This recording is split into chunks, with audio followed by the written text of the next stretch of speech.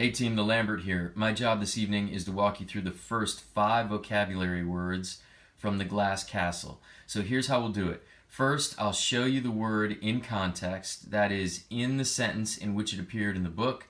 I'll show you some context clues that I would use to estimate a meaning for the word, and then we'll look at a definition of the word to see how close we came. Our first word is tentatively, and the sentence is, the wiener was hot, so Juju licked at it tentatively, but when I stood up and started stirring the hot dogs again, I felt a blaze of heat on my right side. This, of course, is from the beginning of the book when Jeanette is cooking hot dogs as a 3-year-old and she accidentally lights herself on fire. But before her dress catches fire, she's trying to feed one of the boiling hot dogs to Juju the dog, who licked at it tentatively. So let's look at the clues. The underlined words show us what clues we want to examine here. The hot dog was hot. It had just come out of a boiling pan, remember? And so whatever tentatively means, that's how Juju the dog licked at it. A dog would lick at a hot piece of food very cautiously, slowly. It would want to eat the food, but the temperature would be prohibitive.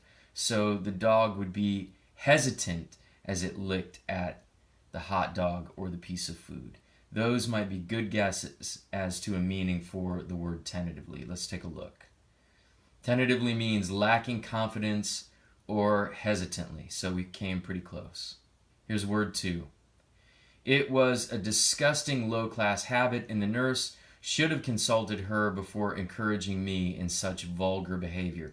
This comes from Jeanette's stay in the hospital, and one of the nurses was trying to comfort her and gave her a piece of chewing gum.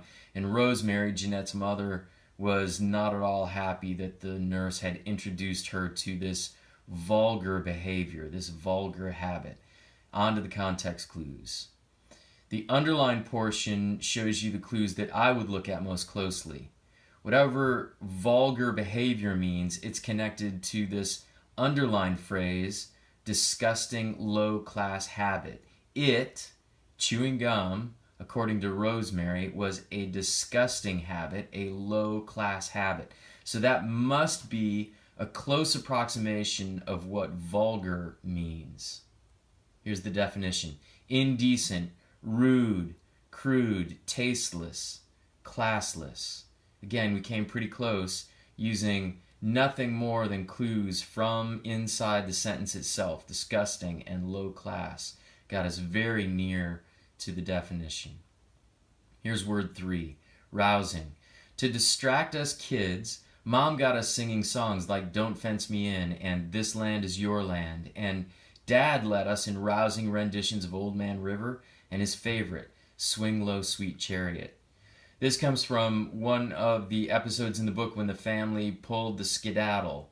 They were pulling up stakes and moving very quickly to get away from creditors and bill collectors, and the kids were sad to be moving again, sad to leave behind the place that they had just started to become comfortable in. And so to distract them from sadness, Mom gets them singing songs. And the songs that you would sing to keep kids distracted from sadness would be happy songs. Don't Fence Me In and This Land Is Your Land are 2 fairly happy songs. And then Dad would take over, and he led the family in rousing renditions of Old Man River and Swing Low Sweet Chariot. So rousing must be closely connected to songs that are distracting, happy songs. Rousing must be lively, maybe loud, vigorous, excited. Here's the definition. Exciting, stirring, stimulated. We might say it this way. We would say it's hype. That would be a close definition to rousing. Word 4, nomad. We moved around like nomads. So here's what we can see inside the sentence. Whatever nomads are, they move around a lot. In order for somebody to be compared to a nomad, they must move around a lot. So on to the definition now. Nomads are people who travel from place to place with no permanent residence.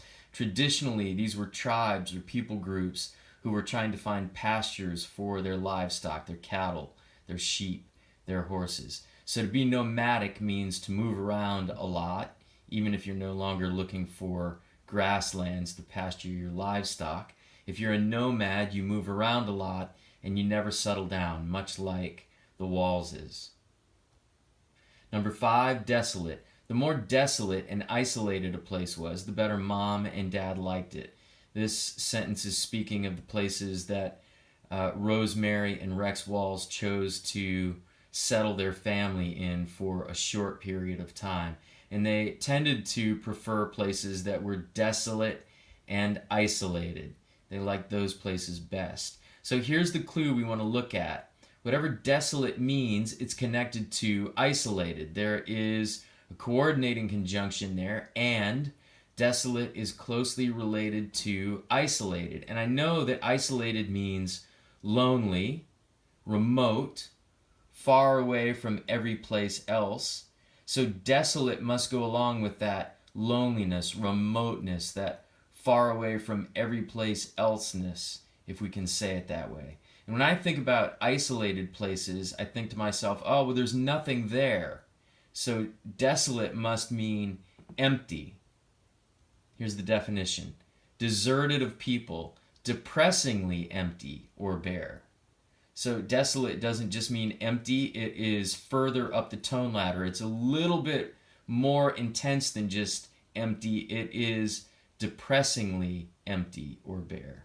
So there is our meaning for desolate. There you have it. Our first 5 vocabulary words for the Glass Castle. You'll find them also listed on your student overview sheet for this unit. Remember that we got very close to dictionary meanings, denotative meanings for these words, just by using internal context clues. Stay tuned. Mrs. Rutkowski, Mr. Rutkowski, and Ms. Robinson will all give their installments of our vocabulary word list, and you can find those video links also attached in this same document. Until then, happy reading. Get to work.